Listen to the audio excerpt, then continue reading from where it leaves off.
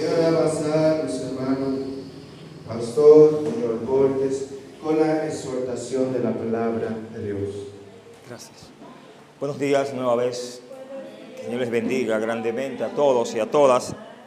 Es una gran bendición poder estar aquí en la casa del Señor y poder compartir su palabra. Vamos a orar para ponernos a tono con Dios y ver qué nos tiene. Oremos. Padre, gracias una vez más por permitirnos estar aquí ante tu altar con la intención de glorificar tu nombre a través de la predicación de tu palabra. Ayúdenos, ayúdeme, Señor, a ser de bendición a través de la misma. Y una vez más, si hay alguien que ha puesto en su corazón estar aquí, que tu gracia le permita llegar en bien, y aquellos que están a la distancia, Señor, puedan apercibirse de que deben de buscar un Salvador en la persona de Cristo Jesús. Y a los que ya estamos aquí, Señor, háblenos, que hay un pueblo que desea escucharle. En Cristo Jesús. Amén. Bien, hemos tenido una lectura en San Marcos, capítulo 1, verso 21 hasta el verso 31. Y hemos decidido, en parte, iniciar en retrospectiva con este libro de San Marcos, quien nos da múltiples informaciones acerca del ministerio de Jesús. Y podemos ver cómo Marcos presenta al Hijo de Dios. Y a modo de introducción pudiéramos decir que Apocalipsis 4:7 describe a los querubines alrededor del trono de Dios como seres con 4 rostros. Allí en Apocalipsis vemos un rostro de león, vemos un becerro, vemos un hombre y un águila. Recuerde que el libro de Apocalipsis está escrito bajo una simbología. Por eso se cree que es difícil. No, si usted estudia la simbología, se da cuenta qué significan todas esas figuras. Debido a la tradición, la Iglesia le ha atribuido uno de estos rostros a cada uno de los evangelios: Mateo, Marcos, Lucas y Juan. En las catedrales de Europa este motivo se repite una y otra vez en los tallados o pinturas de cada una de estas criaturas, típicamente con un libro.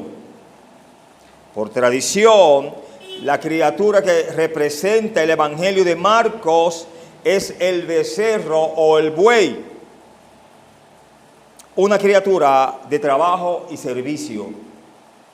El Evangelio de Marcos muestra a Jesús como el siervo de Dios, como el trabajador de Dios.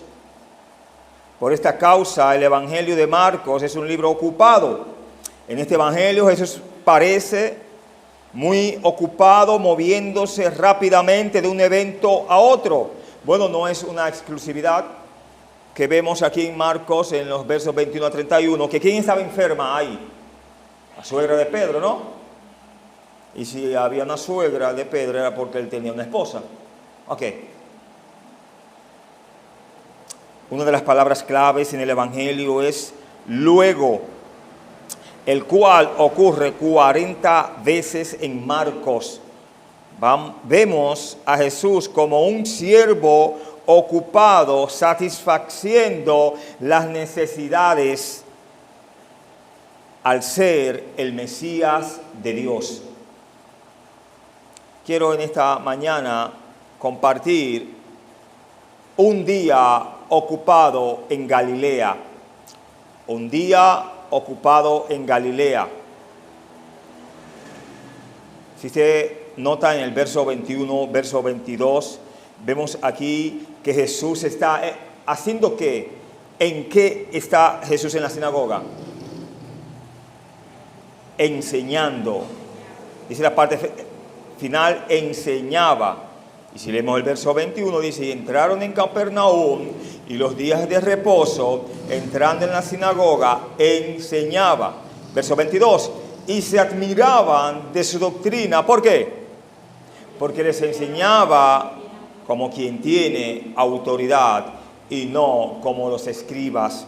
Usted sabe cómo el Señor mostraba a los escribas y los fariseos, que por fuera estaban, ¿qué?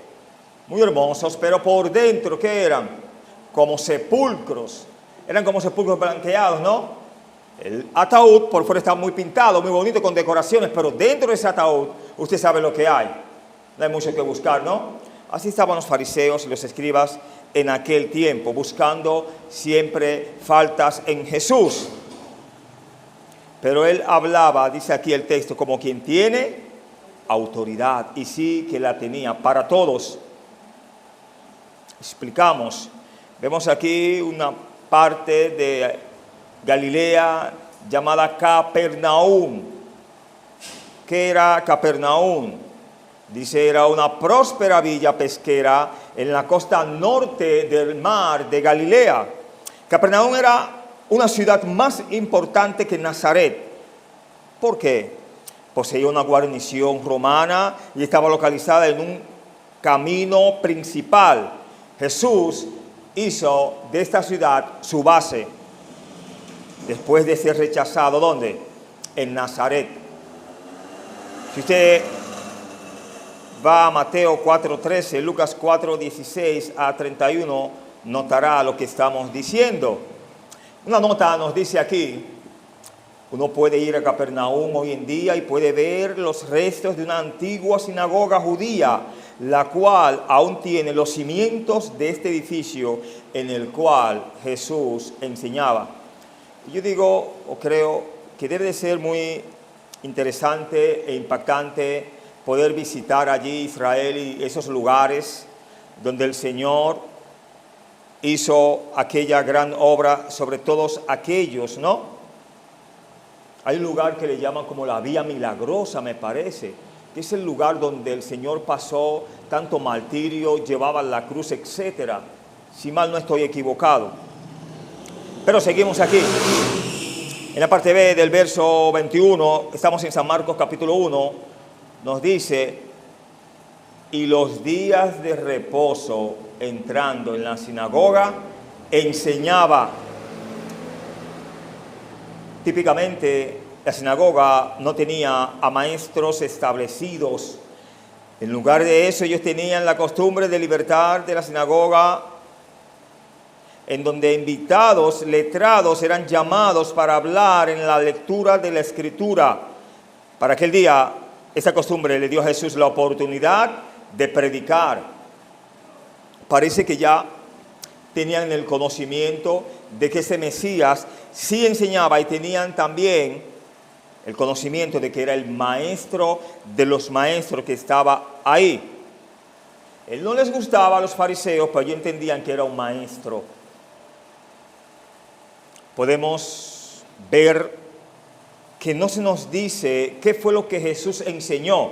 Simplemente el verso dice que enseñaba. Pero enseñaba, y en sus enseñanzas enseñaba como quien tiene autoridad. Era lo importante.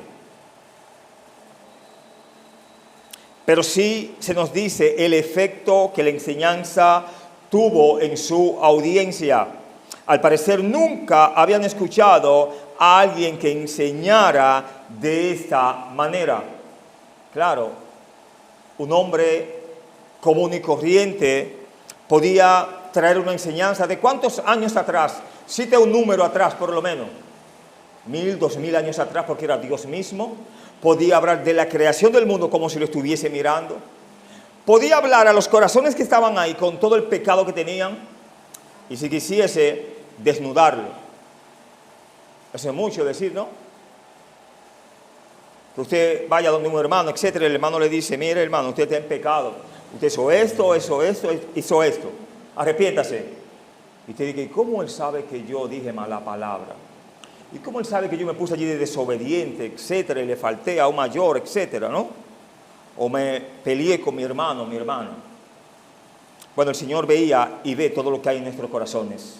¿Sabía eso? Y esa es la enseñanza. Porque les enseñaba como quien tiene autoridad y no como los escribas. Deja mucho que decir.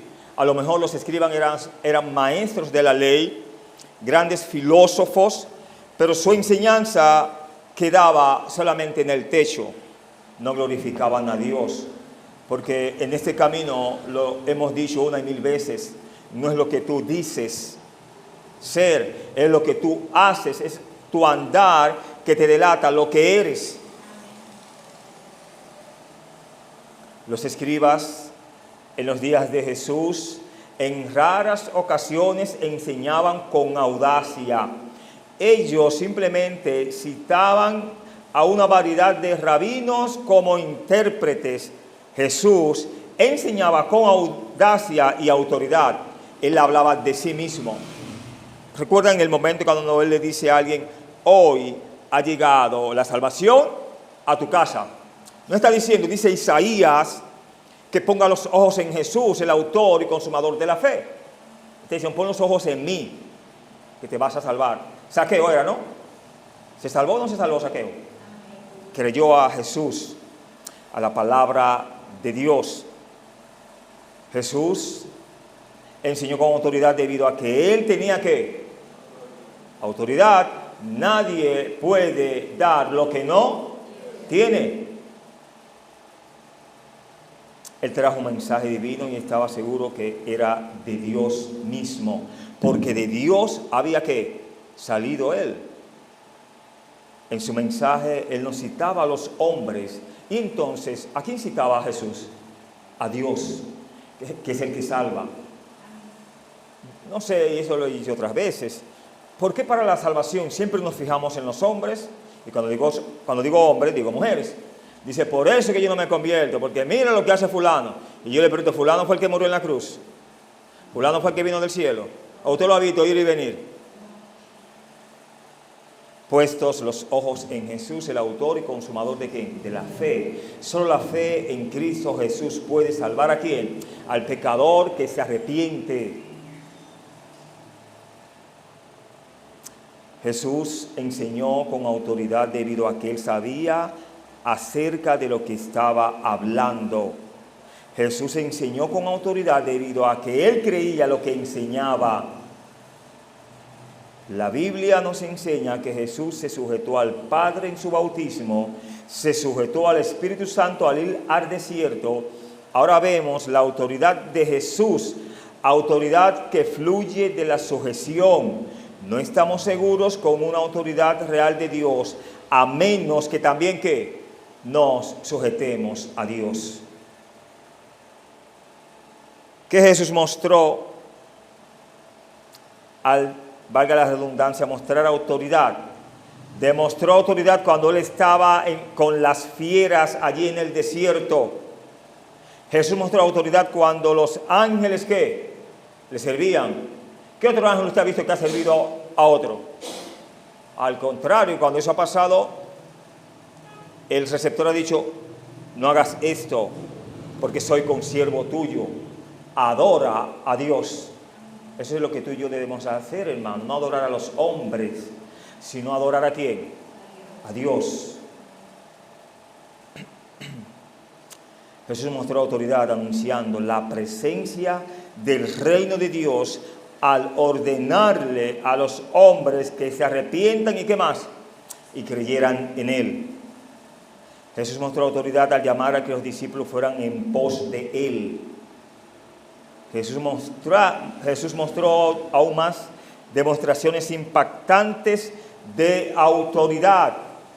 Con esto quiero pasar a los versos 23, verso 24, donde vemos una exclamación de un espíritu inmundo. Verso 23, verso 24 dice, pero había en la sinagoga de ellos un hombre que en espíritu inmundo, que dio voces, diciendo, ¿qué tienes con nosotros, Jesús Nazareno? ¿Has venido para destruirnos? Sé quién eres, el Santo de Dios. ¿Se habían visto antes? ¿Se conocían? Que con solo la presencia de él dejaba saber lo que él era. Ellos sabían que él tenía el poder para destruirlos inmediatamente, para reprenderlos inmediatamente. Y aún así reconocían el señorío de Dios. ¿Cómo dice al final? Ellos de él. Eres el santo de Dios. Esa palabrita últimamente abunda poco, ¿no? La santidad. Hoy en día vivimos en la modernidad donde todos quieren ser cristianos a su manera, ¿no? Así es, bueno. Bien, seguimos aquí.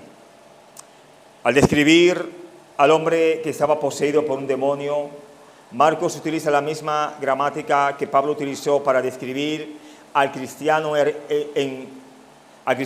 estar en Cristo. Para una mayor comprensión, 1 Corintios 1:30. Este espíritu inmundo era el señor malvado de la vida de este hombre.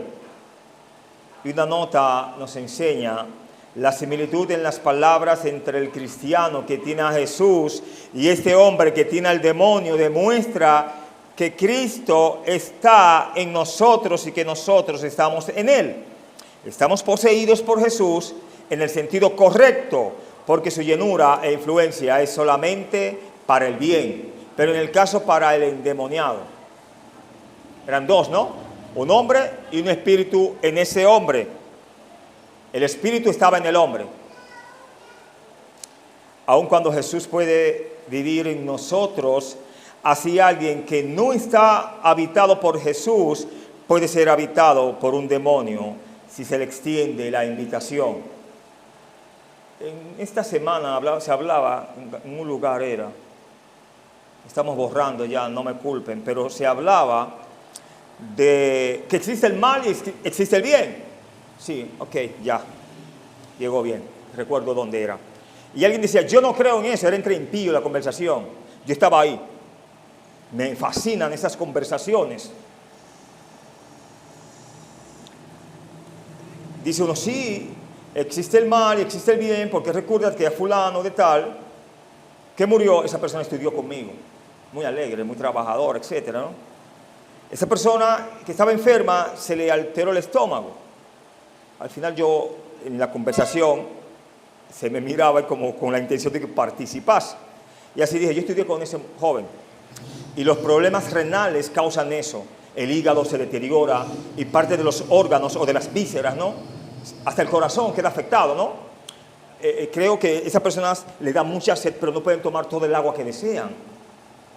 De hecho, en la parte final de la vida de ese joven, él tenía mucha sed y al tomar agua ahí mismo, ya usted sabe, no volvió a la vida. Dice uno, pero lo llevaban al médico y en el médico no le encontraban nada. Dice uno, ¿te das cuenta que existe el mal? Pero yo no creo en eso, porque esas cosas se te dan si tú crees en eso. Claro, el que cree en las cosas malas va caminando por ahí, se da un tropezón, se lleva una uña y ya dice que fulano le echó mal. No va al médico, se descuida con esa uña, hay que cortarle el pie. Y después de ahí no sé qué más. ¿Por qué? ¿Por creer en qué? En lo que no tiene que creer. No, recuerde que Dios es tan, pudiéramos decir, soberano, que al que no cree, hermanos, Él permite un poder engañoso para que no crean a la verdad, sino que a la mentira. ¿Qué fue lo que hizo con Faraón? Usted me dice, sí, muchas veces dice la Biblia que Faraón endurecía su corazón y otras veces dice la misma Biblia que Dios endurecía el corazón de él. Tú no quieres creer, no es que no vas a creer, yo te voy a ayudar a que no creas. Moisés le dijo, déjame orar por ti. No, él le dijo, ora por mí. Y Moisés le dice, ¿cuándo? Mañana. Así dice el impío, el pecador. Usted le predica, ¿por qué no aceptas a Cristo? ¿Por qué no reconoces que llevando una vida para Cristo salvarías tu alma? Sí, es verdad, pero hoy no, mañana. ¿Cuál faraones? Pero sigamos aquí. Estamos en los versos 23, verso 24.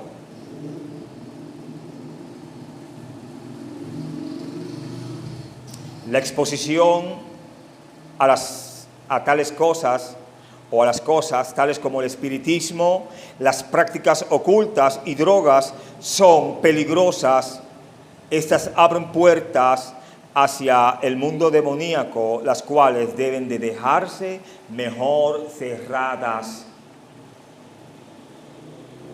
El mismo demonio testificaba que Jesús era santo y ¿qué más? Puro. Eso es lo que significa santo. Alguien apartado para Dios y puro para Dios.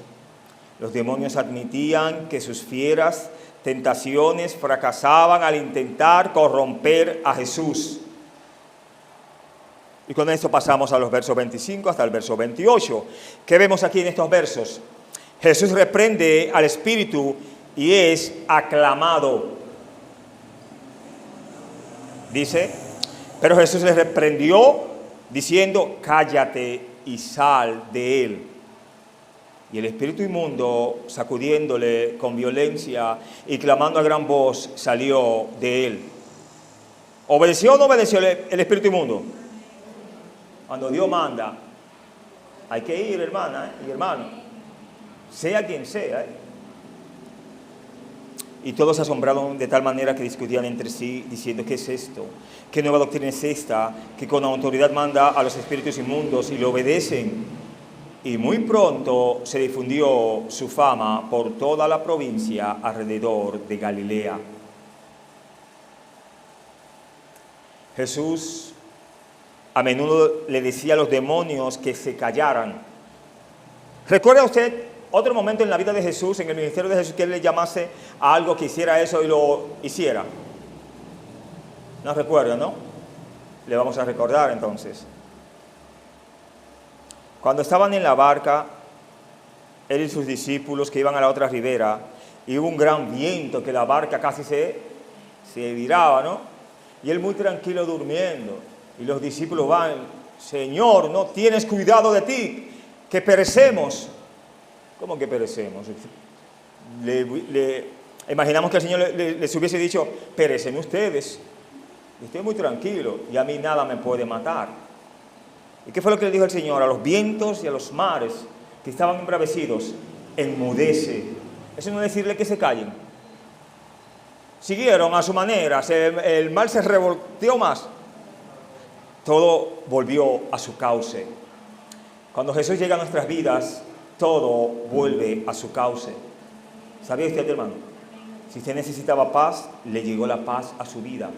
Si usted necesitaba refrigerio, llegó refrigerio a su vida. Si usted necesita santificación, Dios le ayudará a santificarse. Si usted necesita consagración, Dios le ayudará a todo aquello. Pero hay que confiar y creer en Jesús para eso.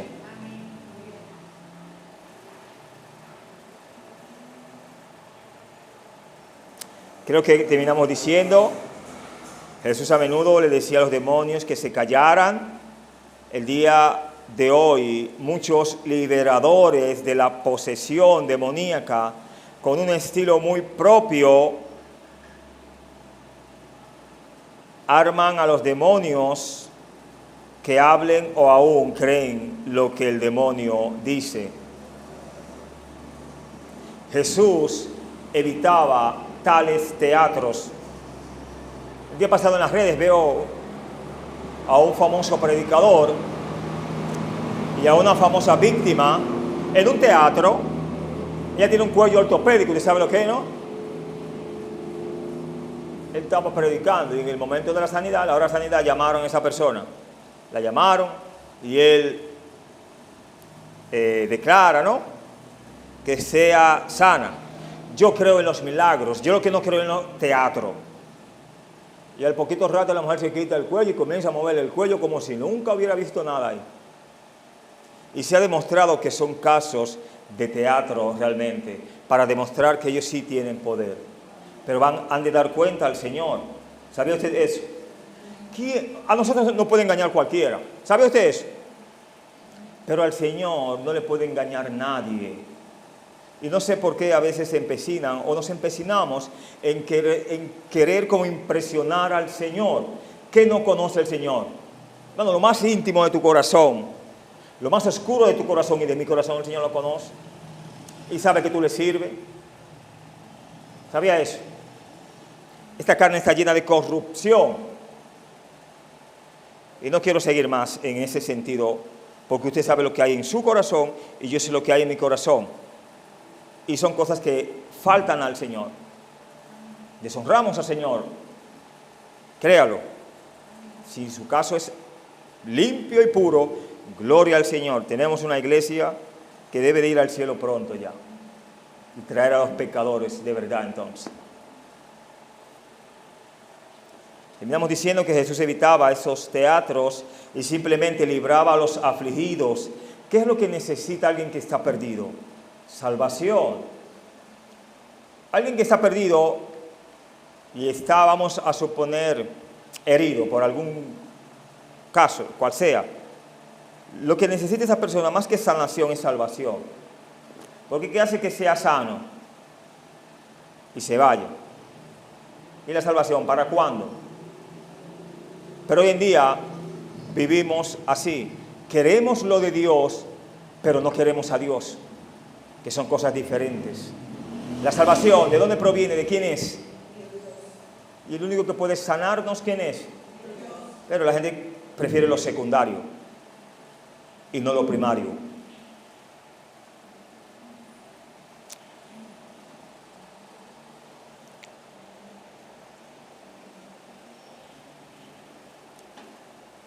Desde la creación del mundo siempre han existido los exorcistas. Y en el tiempo de Jesús no era la excepción. Y en estos tiempos los famosos profetas, apóstoles y demás no hacen falta, ¿no? Y yo me pregunto, ¿por qué los hospitales tienen tantos enfermos? Si los que tienen poder para sanar, ¿a dónde van entonces? Juzgue usted. En los días de Jesús habían exorcistas, pero había una gran diferencia entre Jesús y los exorcistas, los otros. Estos utilizaban ceremonias largas, fantásticas, elaboradas y supersticiosas. A menudo fracasaban. Jesús jamás falló en sacar un demonio y nunca utilizó una ceremonia elaborada. ¿Qué era lo que hacía el Señor? Simple y llanamente, si el espíritu daba voces, estaba haciendo escándalo y atormentando al individuo, lo mandaba a callar, fuera de ahí. Había que hacer una ceremonia y un teatro de que el Espíritu de Dios está aquí, cómo te llamas, de dónde eres, etcétera. Eso es delicado. Hay puertas que es mejor dejarlas cerradas. Hay casos que solo son de Dios. ¿Sabía eso? El verso 29, queremos pasar allí hasta el verso 31. Podemos ver aquí, al salir de la sinagoga, vinieron a casa de Simón y Andrés con Jacobo y Juan. Y la suegra de Simón estaba acostada con fiebre y enseguida le hablaron de ella. Entonces él se acercó y la tomó de la mano y la levantó e inmediatamente le dejó la fiebre y ella le servía. Usted ve al Señor hablando ahí, corríjame si estoy equivocado, especialmente en el verso 31. Dice, entonces él se acercó y la tomó de la mano y la levantó e inmediatamente le dejó la fiebre y ella le servía. Yo creo que si él hubiese hablado, el Espíritu Santo lo hubiese anotado ahí. Vamos a recrear la escena, la acción. Se acerca Jesús, la toma de la mano y la levanta, ¿no? ¿Y qué pasa? Inmediatamente la fiebre, le dejó la fiebre, ¿no? Y ella le servía. Vamos, con la presencia de Dios basta para que tú y yo seamos liberados, sanados, libertados. Donde está Dios no hace falta nada y está todo ahí. La Escritura no nos enseña que a la presencia de Jehová tiembla la tierra. Los montes y los cimientos tiemblan. Y usted pudiera decir, pero eso es algo inanimado, no tiene vida. Bueno, hasta lo que no tiene vida tiembla ante la presencia de Dios. Jesús entró a esta humilde casa en Capernaum y se encontró con una mujer enferma. Aquí Jesús no ejerció ante las multitudes, solo monitoreó una persona en un hogar privado. ¿En el hogar de quién? Pudiéramos pensar o creer que es la casa de Pedro y que la madre estaba allí, ya que Pedro es mencionado. Y si no era la casa de la suegra, no hay ningún problema, por eso no se discute, ¿no? Por un hogar menos, un hogar más. La esencia y la bendición es que esta mujer fue, ¿qué? Bendecida, ¿no? Con la presencia de Dios. Y con solo la presencia de Dios, la fiebre le dejó y conoció al Señor. ¿Cómo nos damos cuenta que ella conoció al Señor? Nadie que no tiene al Espíritu Santo lo llama como tal. Nadie puede llamar Señor sino por el Espíritu Santo. Nadie puede servir a Dios si no cree en Él, si no se dispone a andar con el Señor. Terminó sirviendo al Señor. La mejor bendición que pudo haberle llegado allí a su hogar no fue riqueza ni sanidad, sino la salvación de su alma.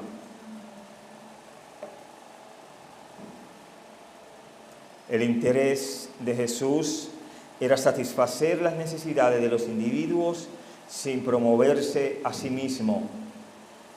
Él no necesitaba el poder de la dinámica de la multitud para que le ayudara a su ministerio. Hoy en día los hombres aclaman a que les aplaudan y que le den rimbombancia, etc. El Señor no trabaja así. En el silencio, en la intimidad, Dios obra suficientemente en nuestras vidas.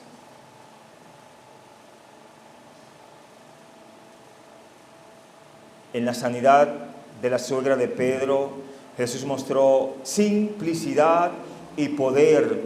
Jesús sanó con la misma autoridad que Él utilizó para echar a los demonios. ¿Cómo fue el acto allí cuando el endemoniado o el demonio gritaba? Mucho movimiento, mucho, pudiéramos decir, escándalo por el demonio. Y el Señor, con poder, solamente le dijo que sal fuera, ¿no? Aquí lo hace de una manera solemne con la suegra de Pedro, pudiéramos decir con toda la cautela. Una mujer enferma, él va, se acerca, la toma de la mano, la está ayudando a levantarse, y eso basta para que ella inmediatamente... Me recuerda el caso de aquella mujer que llevaba bastante tiempo con flujo de sangre, que dijo, si tan solo tocar el borde, seré sana. Aquí el Señor la toca a esta mujer. Y no me dice que la suegra de Pedro había pensado que con solo tocar o que el Señor la toque iba a ser salva. Bueno, el toque del Maestro es lo mejor que puede llegar a nuestras vidas. Que el Señor toque nuestros corazones para bien, examine nuestras mentes, lo que hay en ella, y pudiéramos decir que nos resete, que nos actualice para tener una vida con un mayor temor hacia Él. Si usted lo permite, Dios puede resetearlo, Dios puede actualizarnos. Ahora, si usted quiere quedar en un pasado de pecado, en un pasado de amarguras y situaciones, usted elige. Pero Dios quiere siempre acercarnos a nosotros. Si le recibimos, Él nos bendecirá. Y en la parte final podemos ver que la suegra de Pedro estaba padeciendo de una fiebre ardiente. Esta era, y aún es muy prevaleciente en esa parte de Galilea. Pero vemos que ella, cuando fue sana, decidió que, como dijo la hermana, para con el Señor, al final del texto, servir. Fue agradecida con el Señor. Era obligado que ella le sirviera. Usted pudiera pensar que tal vez era una creyente, pero no servía. Estábamos casi en lo mismo, ¿no? Pero ahí decide ella servir a Dios. A veces queremos servir a Dios no teniendo las fuerzas ni la salud. Y cuando tenemos la salud y la fuerza, no le servimos. Ahí sí queremos que el Señor nos ayude para querer servirle. Qué cosa, ¿no? Contraste. La suegra de Pedro respondió de la manera que nosotros debemos responder cuando Jesús nos bendice. Ella, por gratitud, inmediatamente, ¿qué hizo? Al otro día decidió servir a Jesús. De una vez. Quiere decir que tú y yo podemos servir a Jesús. No después de diciembre, porque vienen fiestas por ahí, usted sabe, uno está ocupado con la familia. Viene fulano, viene fulana, viene mi hijo, viene mi hija. Ajá. Y el Señor tiene que tener un lugar después del primero en tu vida. Si no le das el primero, no le des ninguno. Porque si alguien te dio la familia, fue Dios. No fue la familia que te trajo a Dios.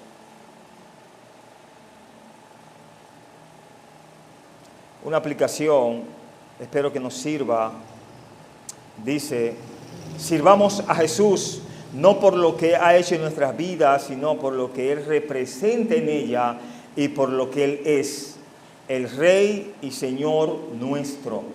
Que Dios les bendiga. Muchas gracias. Espero que esta reflexión les haya ayudado. Vamos a orar. Padre, gracias en esta hora. Gracias porque tu palabra nos trae bendición. Gracias porque en ella, Señor, encontramos la reprensión grata a nuestros corazones.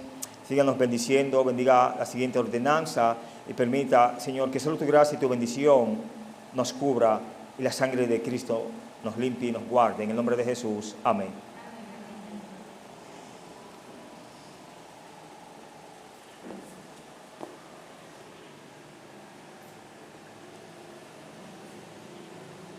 Bien, vamos a pedir a los hermanos Gustavo Arias que pase por acá.